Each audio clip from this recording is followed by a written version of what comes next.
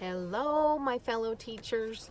I know I'm in the car, which is weird, but I just had a thought that I wanted to share and I don't want to forget about it. So I was thinking about setting up your classroom, and one huge tip that my dear friend and fellow teacher Shauna Patrick gave me years ago was to use felt as your background on your bulletin boards.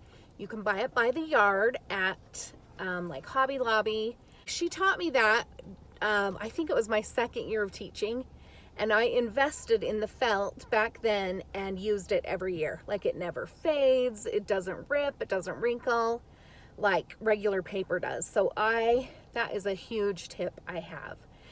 Going along with bulletin boards, another tip I have is start the school year out with fairly blank bulletin boards. Like, you want to put your felt up or your fabric or paper, whatever you choose to use, and your borders, which borders, I got them at the fabric store as well. I would just get thick, like ribbing, or I don't even know what it's called, but it's like thicker ribbon. And I use that as my border. But anyway, start your year out with pretty blank bulletin boards. You want your background and your border and maybe a title. But other than that, you really don't want a lot of stuff on your bulletin boards. Your classroom is going to become the home of your students for the whole next year. And if you already put everything on the bulletin boards, they will not even refer to them. They won't look at them. They won't even know what's up unless they play a part in putting stuff up.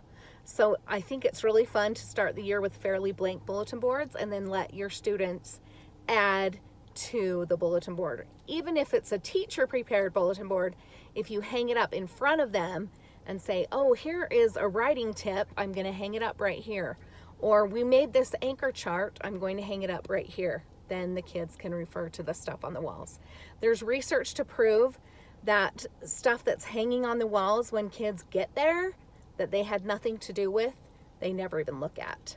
So those are my two tips that are coming to you straight from my car. Number one, use fabric or felt by the yard to cover your bulletin boards.